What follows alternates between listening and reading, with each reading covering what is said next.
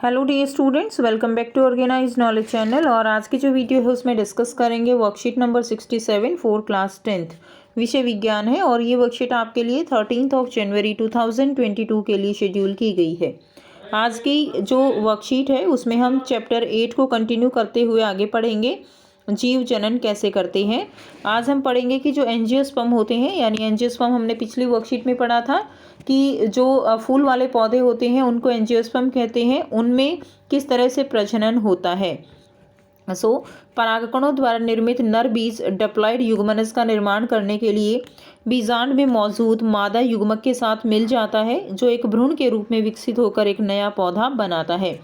ठीक है, तो जो परागकण होते हैं वो जो है क्या करते हैं, उनमें जो बीज है वो मादा युग्मक के साथ मिलकर क्या करेगा, युग्मनज का निर्माण करता है और जो भ्रूण बनेगा और फिर विकसित होकर एक नया पौधा जो है वो बनाता है।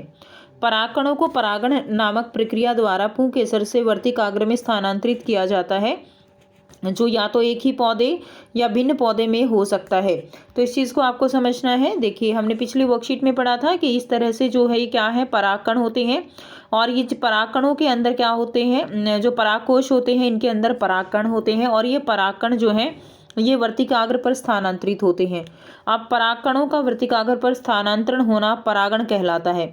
अब परागण दो प्रकार का होता है, एक होता है स्वपरागण, एक होता है परपरागण। स्वपरागण होता है जिसमें एक ही पौधे के ऊपर जो फूल होते हैं उनमें आपस में ही जो है क्या हो जाए, परागण हो जाए, उनमें आपस में ही जो है निषेचन हो जाए। ठीक है, एक तो वो होता है स्वपरागण। दूसरा होता है परपरागण, यानी अलग अलग जो पौधे हैं उनके बीच में अगर परागण होता है तो उसको हम परपरागण कहते हैं। अब जो परपरागण होता है वो अलग अलग जो एजेंट होते हैं उनके द्वारा होता है। एजेंट यानी जो परागकणों को वहाँ से जो है आप कह सकते हो कि शिफ्ट करने में जो हेल्प करेंगे, जैसे मनुष्य है, जानवर है, कीड़े हैं, उसके साथ साथ वायु, हवा, पानी, इन सब की मदद से परपरागण हो सकता है। जीवित यहाँ पे आप पढ़ सकते हो परागणकों को मनुष्य, जानवर, कीड़े, ये जीवित परागणक हो जाएंगे। जबकि अजैविक परागणक कौन से होंगे, वायु, हवा, पानी, ये अजैविक परागणक हो जाएंगे। जब एक परागकण का एक उपयुक्त वर्तिकाग्र तक पहुंचता है तो यह परागनली बनाने के लिए अंकुरित होता है, जिसके माध्यम से दो नर युग्मक बीजांड तक पहुंचते हैं। अब इसमें देखिए क्या होता है, यहाँ से समझेंगे। ये परागकण है, या ये जो है जब कंडीशन फेवरेबल होती है तो ये जो है यहाँ पे जर्मिनेट करना शुरू कर देते हैं। और जर्मिनेशन के बाद क्या होता है कि ये परागनली बनती है। परागनली जो है वो इधर जाकर और क्या हो जाती है, जो हमारे पास यहाँ पे मादा युग्मक होता है उसके साथ यहाँ पर जो है निषेचित हो जाती है। अब इसके अंदर दो नर युग्मक आते हैं। एक नर युग्मक तो यहाँ पर क्या बनाता है, युग्मनज बना लेता है। ठीक है, और एक नर युग्मक यहाँ पर अलग से इसके साथ जो है फ्यूज हो जाता है। अब देखिए यहाँ पर अगर हम समझें, उसके बाद क्या होता है, निषेचन के बाद, अब निषेचन हो गया मादा युग्मक और नर युग्मक का। निषेचन के बाद क्या होता है, एक जो है भ्रूण बनता है और जो बीजांड जो है वो एक बीज में परिवर्तित हो जाता है और जो अंकुरण से पहले निष्क्रियता यानी सुप्तावस्था की अवधि से गुजर सकता है।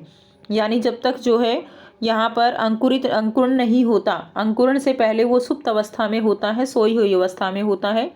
और तब तक जो है उसको न्यूट्रिशन कौन देता है, उसको पोषण देने का काम करते हैं बीज पत्र। ठीक है, जो हम अभी पढ़ेंगे। उसके बाद देखिए बीज बनता है और बीज बनने के बाद जब बीज अंकुरित होता है तो उसमें क्या होता है, अंडाशय जो है वो तेजी से बढ़ता है और फल के रूप में पकता है। अब इसमें जो बीजांड है वो तो देखिए नर युग्मक और मादा युग्मक जो बने, इनसे तो क्या बन जाएगा, नर युग्मक मादा युग्मक बनने से युग्मनज बना, युग्मनज से तो बीज बन जाएगा। और बाकी जो पार्ट है, बाकी जो ये अंडाशय है ये पूरा जो है फल में परिवर्तित हो जाता है। ठीक है, और इस बीच जो पंखुड़ियाँ होती हैं, बाह्य दल है, पुकेशर है, वर्तिकाग्र है, वो सब सिकुड़कर गिर जाती हैं। बीज में क्या होता है, बीज में भविष्य का पौधा या भ्रूण होता है जो अंकुरण नामक प्रक्रिया द्वारा अनुकूल परिस्थितियों में अंकुर के रूप में विकसित होता है। बीजों में बीज पत्रों के रूप में जो है संग्रहित भोजन होता है जो उन्हें सुप्त अवधि में जीवित रहने में मदद करता है। बीजों में या तो एक बीजपत्र होता है या दो बीजपत्री हो सकती हैं। अगर एक बीजपत्र होता है, जैसे ये द्विबीजपत्री है और ये एक बीजपत्री है। जैसे चना है, राजमा है, ये द्विबीजपत्री होते हैं, जबकि गेहूं है, चावल है, ये एक बीजपत्री होते हैं। तो उसमें से क्या होता है, जब अंकुरण होता है तो यहाँ पर ऊपर जो है तना निकलता है जिसे हम प्रांकुर कहते हैं, और नीचे जो जड़ निकलती हैं उसे हम मूला अंकुर कहते हैं। तो इस तरह से बीज का क्या होता है, यहाँ पर अंकुरण होता है। उसके बाद देखिए इसमें बाकी सारे जो है गिर जाते हैं। अब उसके बाद आपको दिया गया है मानव में प्रजनन। मानव में प्रजनन मनुष्य में यौवन की अवस्था की शुरुआत में ही शरीर में कई रूपात्मक और शारीरिक परिवर्तन होते हैं। इन परिवर्तनों का कारण अलग अलग हार्मोन स्रावित होना होता है। तो जो ये परिवर्तन होते हैं इनका कारण क्या होता है, शरीर में हार्मोन जो है वो निकलते हैं। नर एंड्रोजन का उत्पादन करते हैं, जबकि मादा मुख्य रूप से अपनी अंतःस्रावी ग्रंथियां, वर्षण और अंडाशय में एस्ट्रोजन और प्रोजेस्टेरोन का उत्पादन करती है। यानी शरीर में देखिए नर के शरीर में जो है टेस्टोस्टेरोन का उत्पादन होता है, और जो मादा का शरीर है उसमें एस्ट्रोजन और प्रोजेस्टेरोन का उत्पादन होता है। ठीक है, और ये जो हार्मोन्स होते हैं इन्हीं के कारण चेंजेस आते हैं शरीर में। बालों की वृद्धि है, प्रजनन अंगों की यौन परिपक्वता की प्राप्ति है, जैसे माध्यमिक यौन लक्षणों के विकास के लिए जिम्मेदार है। कुछ द्वितीयक जो है लैंगिक लक्षण पुरुषों और महिलाओं में अलग अलग होते हैं। जैसे महिलाओं में क्या होता है, स्तन ग्रंथियां, उनका विकास होना शुरू हो जाता है, ऊंची आवाज़ हो जाती है, शरीर का आकार जो है, मासिक धर्म शुरू हो जाता है, और जबकि पुरुषों में दाढ़ी आने लगती है, कर्कश आवाज़ हो जाती है। तो ये सारे जो है क्या हैं, ये द्वितीयक गौण लक्षण होते हैं जो कि इन हार्मोन्स के कारण जो है वो दिखाई देते हैं। उसके बाद नेक्स्ट देखिए, नर और मादा युग्मक उत्पादन यौवन के दौरान संबंधित प्रजनन अंग में शुरू होता है। अब ये जो युग्मक उत्पादन है यौवन के दौरान जो होता है, जो अंग है वर्षण और अंडाशय, इनमें होता है। वर्षण जो है वो पुरुषों में और अंडाशय जो है वो महिलाओं में। ठीक है, नर की प्रजनन आयु के दौरान उसके जो जीवन काल तक रहता है। ठीक है, जबकि शुक्राणु या पुरुष युग्मक उत्पन्न होते हैं। यानी पुरुष जो है उनमें जनन करने की क्षमता जो है, जो शुक्राणु है वो पूरी उम्र बनते रहते हैं।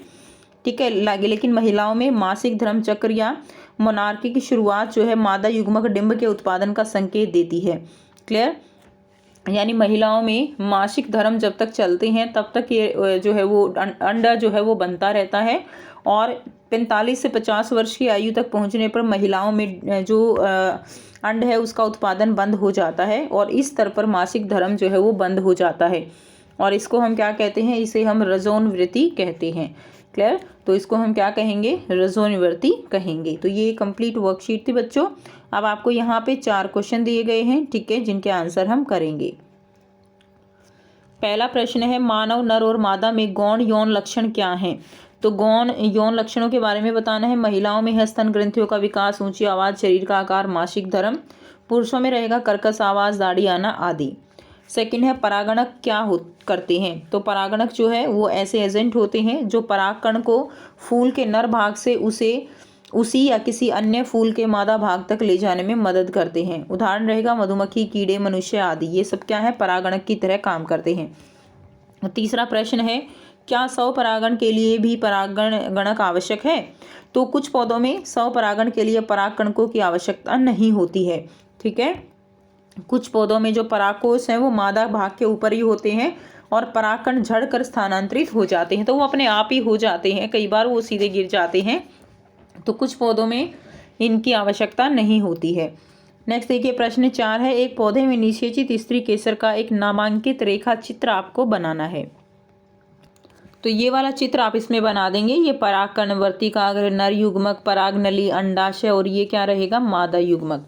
तो ये वाला चित्र बच्चों आपको कंप्लीट इसमें बना लेना है। आपके एनसीईआरटी बुक में भी ये चित्र दिया गया है, वहाँ से भी आप इसको ड्रॉ कर सकते हो। तो ये थी आपकी आज की साइंस की वर्कशीट। आई होप सभी को क्लियर है। कोई डाउट है तो बच्चों पूछ सकते हो। वीडियो अच्छी लगे तो प्लीज़ लाइक कर दीजिए, शेयर कर दीजिए और चैनल को सब्सक्राइब कर लीजिए। So thanks for watching, have a nice day.